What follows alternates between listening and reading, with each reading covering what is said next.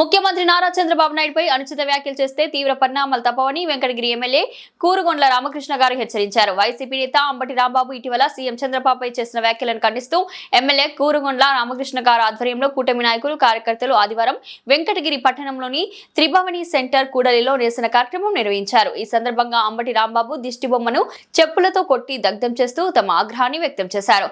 CM Chandrababu నాయుడుపై YCP నేతలు అవాక్కులు చవాక్కులు పేల్తే తాము వారికి సినిమా చూపిస్తామని హెచ్చరించారు. నిరసన అనంతరం ఎమ్మెల్యే కూరుగొండ్ల రామకృష్ణ గారు మీడియాతో మాట్లాడుతూ రాష్ట్ర ప్రజలు ఎన్నుకున్న ముఖ్యమంత్రిపై వ్యక్తిగత దూషణలు చేయడం వైసీపీ నేతల అలవాటుగా మారింది. సంస్కారం మర్చి సీఎం చంద్రబాబుపై అవాకులు చవాకులు పేల్తే కూటమి శ్రేణులు వారికి తగిన బుద్ధి చెప్తారని స్పష్టం చేశారు. వైసీపీ నాయకులు ప్రజా సమస్యలను పక్కన పెట్టి వ్యక్తిగత దూషణలతో రాజకీయ లబ్ధి పొందాలని చూస్తున్నారని ఎమ్మెల్యే విమర్శించారు. అభివృద్ధి సంక్షేమ విషయాల్లో చర్చించాల్సిన వారు దిగజారిన వ్యాఖ్యలతో రాజకీయాలను కలుషితం చేస్తున్నారని ఆరోపించారు.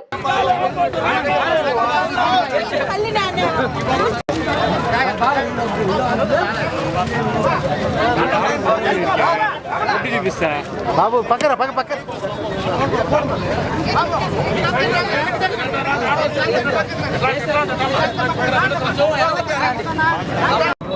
విచ్చేసినటువంటి నాయకులు కార్యకర్తలు బీజేపీ ఎస్ఎం నాయుడు గారు సోదరిమణులు అందరూ కూడా పత్రికా సోదరులు print media press electronic media సోదరులు అందరూ కూడా నమస్కారాలు తెలియజేస్తూ ఈరోజు నిన్న జరిగినటువంటి విషయాన్ని డైవర్ట్ చేసే దానికోసం ఈ రాజకీయం ఉపయోగిస్తా ఉన్నారు.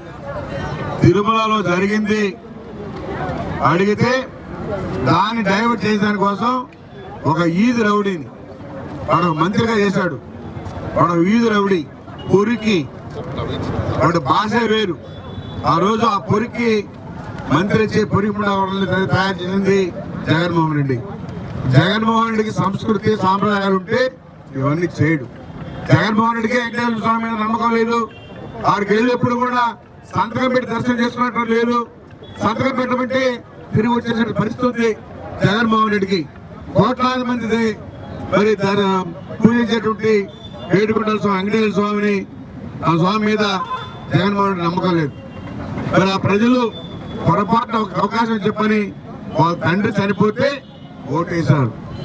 ఇక మీద అందరికి తెలిసింది జగన్మోహన్ రెడ్డి అంటే ఏంటనేది కూడా అర్థమైంది.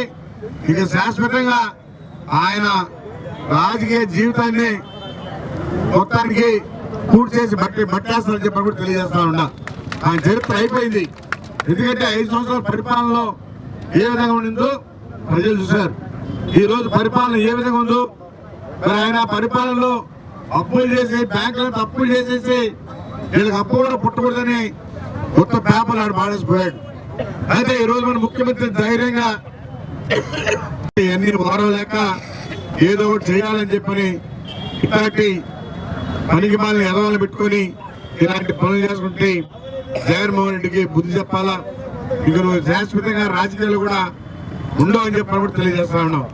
ఎందుకంటే ఇట్లాంటి పురికలను పెట్టుకొని ఇలాంటి పనులు చేస్తే ప్రజలందరూ కూడా నిన్ను కూడా చీకొడతారు. ఎందుకంటే ఒక ముఖ్యమంత్రి 70 సంవత్సరాల వయసు, ఆయన ఒకసారి కాదు 4-5 తూర్లు ముఖ్యమంత్రిగా పనిచేసి ఉంటే చంద్రబాబు నాయుడిని ఈ ఈది రౌడీ తిడతాడా? ఇది కుక్కేడు. కుక్క ఏ విధంగా బహుబం అంటుందో అదే విధంగా ఆవిడికి కుక్కరిసి ఆ కుక్కరిసిన దానివల్ల ఇటు పిచ్చి పెట్టి మాట్లాడినాడే కానీ తెలిసి మాట్లాడలేదు. వాడికి ఎదవ పురికి రౌడీ ఎవరికేం తెలుసు. వాడు అమ్మటి అంటేనే వాడికి పురికేదని కూడా తెలుసు.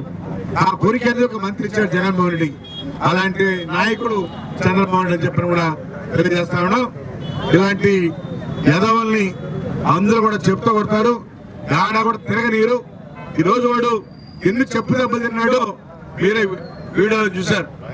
మహిళలే చెప్తూ కొట్టారు.